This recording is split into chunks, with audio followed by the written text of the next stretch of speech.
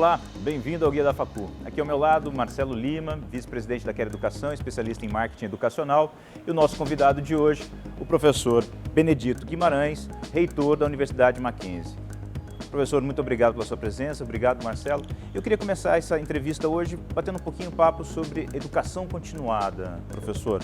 É um grande desafio hoje da gente conseguir manter e fazer com que os profissionais brasileiros tenham cada vez mais qualidade e levem para a economia mais produtividade, mais inovação. Como é que uma universidade tradicional como Mackenzie pode colaborar com isso? Nós temos investido muito na educação continuada. Nós acreditamos que após a formatura, na graduação, as coisas aí vão começar. Porque os desafios do mundo do trabalho, eles são cada vez mais intensos, eles são diferenciados ou diversificados. A dinâmica do conhecimento científico e tecnológico exige que o profissional possa ficar adaptando-se às novas realidades. Então, nós oferecemos curso de especialização, curso de mestrado, curso de doutorado e até pós-doutorado. Ou seja, varremos toda a gama de possibilidades para que o nosso egresso continue estudando e se adaptando às novas realidades, às novas demandas, aos novos desafios do mundo do trabalho. Esse é o papel do ensino superior hoje na educação continuada? Com certeza, eu acho que o ensino superior, alguém que termina um curso superior, ele não pode se contentar apenas com a graduação. Aliás, eu imagino que a maioria das empresas hoje, os segmentos organizados da sociedade que empregam profissionais das mais diversas áreas, e algumas bem mais exigentes nesse sentido, elas não querem mais só a graduação. Não exigem só a graduação, já exigem no mínimo uma especialização. A especialização é mais focada para o mercado, para uma necessidade mais imediata do mercado. Hoje, por exemplo, exatamente hoje, na Universidade Mackenzie, no Conselho Universitário, nós aprovamos um curso de compliance. Há alguns anos atrás, aliás, algumas semanas atrás, na realidade, aprovamos um outro curso nessa área de compliance digital. Ou seja, as coisas vão se especializando e deve acontecer após a graduação. A graduação não tem o objetivo da especialização, ela é uma formação abrangente. Por isso, há um espaço muito grande e nós sempre incentivamos que o nosso egresso possa retornar à nossa universidade para continuar realmente estudando e se atualizando com relação aos conhecimentos da sua área de formação. Esse é o caminho para nós termos profissionais capazes de agregar valor aos produtos produzidos no Brasil, aumentar a eficiência das empresas brasileiras? Com certeza, esse é um grande desafio para o Brasil. O Brasil produz conhecimento. Nós estamos hoje no 13º lugar em produção científica, em produção acadêmica no mundo. Correspondemos mais ou menos a 3% de toda a produção científica no mundo. Mas se nós verificarmos a questão da competitividade, nós estamos no 72º lugar. Então, há uma distância muito grande na produção do conhecimento e apropriação desse conhecimento para transformá-lo em inovação e produzir produtos, processos que venham gerar riquezas, que venham gerar dividendos e que tornem o país mais competitivo. Esse é um grande desafio para a universidade brasileira. A universidade brasileira tem que acordar nessa direção. O governo, através dos seus programas, tem que criar programas específicos para que, através de uma interação governo, universidade e setor industrial e de serviços ou empresarial, nós possamos contribuir, aproveitar o potencial da universidade para tornar o Brasil mais competitivo. Professor, lá no querobolsa.com, o pessoal, os alunos, eles deixam os seus reviews, as suas avaliações de como que eles estão achando que é estudar naquela universidade. Certo. No Mackenzie, a gente tem cerca de 400 alunos que deixaram ali as suas opiniões e eles falam muito da questão da empregabilidade. Certo. O aluno do Mackenzie, ele sai muito preparado para o mercado de trabalho e consegue um emprego mais fácil que os outros alunos. Mas essa educação continuada, a busca pela pós e a busca pela educação, coloca ele mais à frente de outros candidatos aí para o emprego. Você tem a ideia de quantos alunos do Mackenzie estão empregados hoje e qual é a demanda para esses cursos de pós-graduação? Olha, no Brasil nós não temos, aliás, temos o único ranking que avalia é o RUF, da Folha de São Paulo, não é? O ranking universitário Folha de São Paulo. O RUF que foi publicado agora recentemente e que nos coloca no conjunto de todas as universidades, públicas e não públicas, hoje no 4º lugar em termos de mercado, em termos de percepção de empregabilidade. O próprio MEC já há alguns anos que tenta introduzir nos seus processos avaliativos a questão da empregabilidade. Isso hoje ainda não é uma realidade concreta nos sistemas avaliativos do MEC, mas o RUF não. O RUF tem essa classificação. Aqui em São Paulo somos a universidade com maior nível de empregabilidade. Na verdade, somos consideradas já pela 8ª vez consecutiva por esse RUF como a melhor universidade não pública do estado de São Paulo. Isso se reflete também na percepção da qualidade através do mercado, e que esse denota a empregabilidade. Então, realmente é um diferencial muito grande estudar na Universidade Presbiteriana Mackenzie, nos seus cursos, porque a probabilidade de ter maior acesso a uma posição no mundo do trabalho é uma realidade. E nós recebemos muito esse feedback dos sistemas de recursos humanos das empresas, e algumas empresas dizem, olha, mackenzista, venha, se não for mackenzista, nem venha. Então a gente acha até muito engraçado muitas vezes em algumas situações que nós nos deparamos quando nós temos alguma interlocução com algumas empresas. Nesse mês, nós também iniciamos o nosso ranking de faculdades junto com o Estado de São Paulo, com o Grupo Estado de São Paulo. Muito bem. E o Mackenzie realmente foi muito bem classificado, todos os cursos tiveram uma nota muito boa. Muito então boa. corroboro com essa opinião, porque os rankings universitários eles servem muito para o aluno que está em dúvida qual faculdade, poder comparar, porque hoje existem mais de 2.400 faculdades no país, então o aluno ele fica super perdido para poder fazer esse balizamento, e os rankings são muito importantes por conta disso. Nesse ranking, nós tiramos 85% dos nossos cursos tiraram 4 ou 5 estrelas, o que nos posiciona de maneira muito especial nesse processo de avaliação. Professor, continuando pensando sobre o aspecto da empregabilidade desse aluno, o Brasil muito recentemente começou a adotar o mestrado e o doutorado profissional. A gente tinha essencialmente mestrado e doutorado acadêmico. E é diferente do que acontece em outros países, na Europa, por exemplo, em que o aluno ingressa no mestrado, no doutorado, e aí ele diz se ele quer um mestrado ou um doutorado profissional ou acadêmico, e o que vai determinar isso é o produto final que ele entrega. Exatamente. Quando ele conclui o período de estudo Exatamente. dele. No Brasil, a gente meio que segregou as duas coisas. Verdade. Queria que o senhor explicasse a diferença entre o mestrado e doutorado profissional e o mestrado e doutorado acadêmico, qual é a finalidade de cada um e por que essa separação.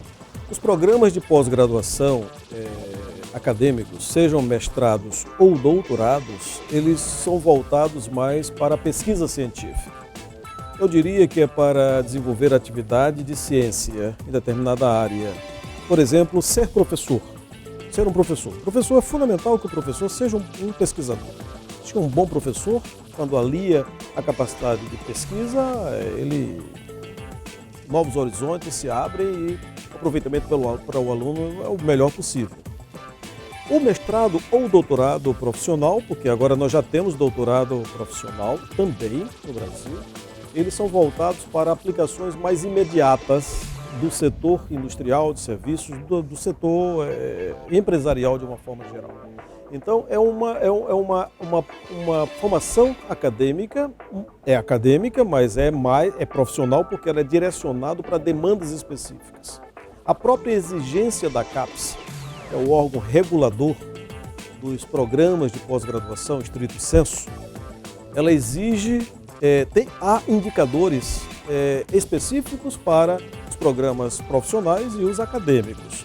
Eu gostaria de dizer que nós saímos, mais uma vez, Mackenzie é pioneiro nessa área também, porque nós lançamos este mês o primeiro doutorado profissional em controladoria do país.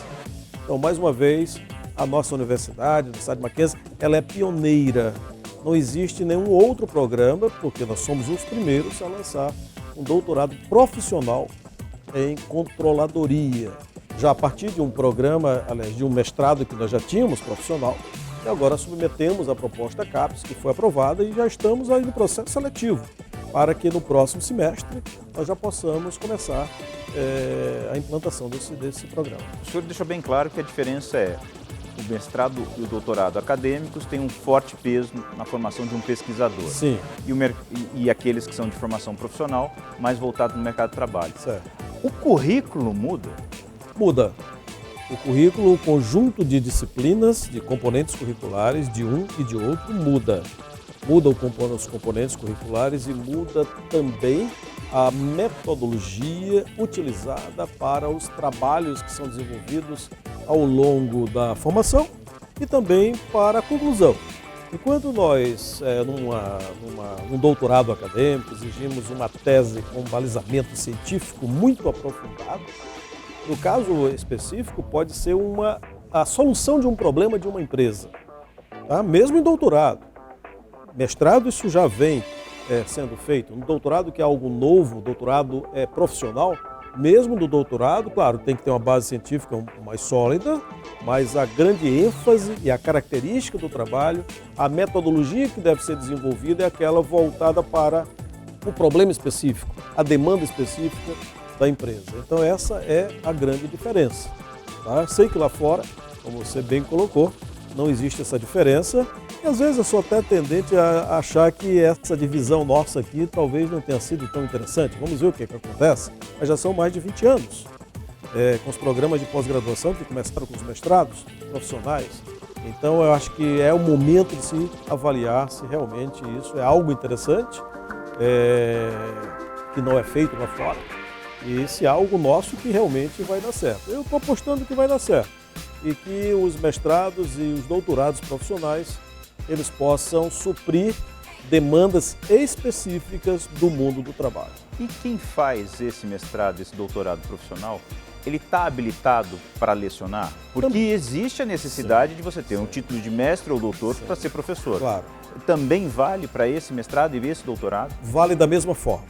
Seja um título de doutor obtido num doutorado profissional, ou um título de mestre obtido num mestrado profissional, comparado com um acadêmico, sob o ponto de vista de validade para a vida acadêmica, é a mesma.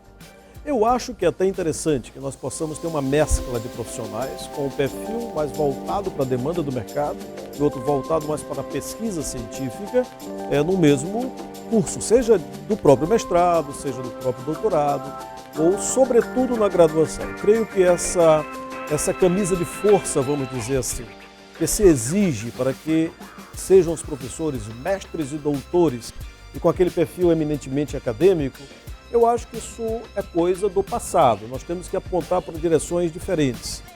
Talvez, quem sabe, é por essa razão que nós estejamos tão distantes entre o conhecimento científico e a inovação e essa competitividade da qual nós falamos no início. Então nós precisamos repensar, eu acho que nós precisamos repensar a educação no país, em todos os sentidos, e passa por aí também. Essas exigências, eu acho que a experiência no mundo do trabalho, a experiência na empresa, na indústria, nos vários segmentos organizados da sociedade que empregam profissionais, ela é muito importante ela ser trazida para a sala de aula. Ou seja, só a teoria ela não é suficiente para formar um bom profissional. Quando nós conseguimos aliar a teoria ao exercício da prática, eu creio que podemos formar melhores profissionais. Com tantas opções depois da conclusão de uma graduação, quer dizer, você tem o lato sensu, você tem o stricto sensu. Dentro do stricto sensu, que é o mestrado e doutorado, você pode encaminhar para o profissional ou para o acadêmico. Quais são os caminhos que um aluno deve seguir depois que pega o canudo da graduação na mão e olha para o universo? O senhor, como um educador, o que sugere? Olha, eu acho que é muito importante o aluno, quando termina a graduação, ele experimentar o mundo do trabalho fora da academia. Acho que essa experiência lá fora agrega muito valor a ele. Mas eu recomendaria que logo pudesse estar pensando no exercício profissional, pudesse estar verificando eventuais deficiências e como poderá contribuir diante dos desafios que encontra ao longo dessa trajetória profissional que se inicia, e realimentar isso com uma formação complementar, ou seja, com a educação continuada. Eu creio que o profissional do futuro não pode prescindir de uma educação continuada. Ele tem que continuar a aprender continuamente, ou seja, ele tem que... E por isso que nós na graduação sempre dizemos que um dos nossos grandes desafios é levar o aluno a aprender a aprender. Ou seja, ele tem que ter essa percepção de que lá no mundo do trabalho alguma coisa que esteja faltando, ela precisa ser complementada. E essa complementação através de um programa de educação continuada. Pode ser uma especialização, um curso de aperfeiçoamento, um mestrado ou até um doutorado, dependendo da demanda, do caminho que o egresso quer seguir, o que ele está enfrentando no momento, né? Então isso é muito relativo, mas uma coisa é certa. A educação continuada hoje tem um espaço muito bem definido, uma importância muito clara na formação do profissional de sucesso. Quais são esses caminhos que podem surgir no futuro? A gente está falando ainda do formato graduação, passa alguns anos dentro de uma instituição de ensino, ou não mais necessariamente dentro de uma instituição de ensino, quando faz opção pelo EAD, e depois vai para um processo de pós-graduação, seja ele qual for. Existe uma grande tendência da gente ver as pessoas fazerem os seus cursos muito mais curtos e, quem sabe, talvez, um conjunto de cursos realizados dê ao aluno, talvez, um título profissional. O senhor encara que isso é o futuro mesmo? Eu acho que você agora tocou num assunto extremamente interessante. Acho que nós temos que repensar. Nós já na Universidade Mackenzie, nós já estamos repensando isso. Não termos cursos já formatados do início ao fim, mas com flexibilidade. Ou seja, que nós tenhamos módulos que venham compor uma formação e que pode ter várias direções. Você tem vários módulos que podem compor cursos diferentes, em que a parte básica é a mesma, a parte complementar intermediária ela é diversificada numa dimensão menor e a específica mais aberta. E ao juntar esses módulos você possa ter uma formação nesta ou naquela direção. Eu acho que essa é uma tendência que já começa a aparecer. Nós já estamos elaborando o projeto nessa direção, na área da gestão, na área do direito, que é uma diversidade hoje muito grande, e eu creio que será a realidade do futuro. Os cursos de curta duração, eles têm aumentado bastante a procura. São o que nós chamamos de curso de extensão ou curso de aperfeiçoamento. Por exemplo, se nós voltarmos para o executivo da empresa, o executivo da empresa ele não tem tempo de passar muito tempo, um ano e meio, num curso de especialização e um mestrado muito mais ainda, um tempo muito maior. Então, tem havido uma procura bastante grande daquilo que nós chamamos de educação executiva, que é a procura por cursos de curta duração. São cursos de aperfeiçoamento e cursos de extensão. Nós estamos exatamente oferecendo uma gama desses cursos também para os nossos egressos ou outros egressos de outras instituições que queiram aprofundar seus conhecimentos, atualizá-los em função dos desafios que encontram no mundo do trabalho. Professor, e esses cursos eles estão disponíveis também na plataforma EAD? Como que a Mackenzie está olhando para a educação à distância, para o EAD aí para o futuro? A Universidade Mackenzie tem olhado com bons olhos e com boas perspectivas para o nosso EAD. Nós temos, por que isso? Porque nós temos um diferencial muito grande. O EAD ele se massificou muito ao longo do tempo, ou seja, uma guerra de preços muito grande, com qualidade de alguns cursos bastante questionável. No nosso caso, há um diferencial muito grande. O projeto pedagógico de um curso que é oferecido presencialmente é o mesmo projeto pedagógico de um curso EAD. Ou seja, o que muda é a metodologia da oferta. O professor, o corpo docente, é o mesmo corpo docente. Então, nós nos preocupamos em oferecer a mesma qualidade que nós temos no curso presencial, quando ele é oferecido em EAD. Essa dinâmica é muito mais fácil, inclusive, de implementar várias formas ou modalidades de cursos, esses módulos. Então, nós estamos começando exatamente a pensar como oferecer. Já estamos oferecendo alguns cursos pequenos de especialização, aliás, de extensão e de aperfeiçoamento em EAD e queremos ampliar essa oferta no EAD também. Nós fazemos isso com muita responsabilidade, afinal de contas, o nome Mackenzie é um nome de peso que nós queremos preservar e termos a certeza da percepção de qualidade externa a respeito do que nós fazemos, seja presencialmente ou à distância, para a gente é muito importante. Bacana. E você estava contando para mim ali nos bastidores Sim. que a gente tem uma novidade boa. Vamos ter um curso de medicina no Mackenzie? Ah, sim, já temos. Nós temos em Curitiba, a nossa instituição mantenedora, o Instituto Presbiteriano Mackenzie, adquiriu o ano passado um curso de medicina já tradicional na cidade de Curitiba. O curso chamava-se curso de medicina, Faculdade Evangélica de Curitiba, e agora é a Faculdade Evangélica Mackenzie do Paraná, melhor dizendo. E é um curso de medicina com 60 anos. Nossa faculdade lá, agora nossa, ela tem 60 anos de existência, comemorou este mês de outubro e foi uma grande festa e a procura por esse curso tem sido bastante grande. Então, realmente é uma novidade, né? Mackenzie, que é um sonho de muitos e muitos anos, hoje temos uma grande universidade, né, com mais de cerca de 36 mil alunos. Professor, quero agradecer muito a presença do senhor aqui.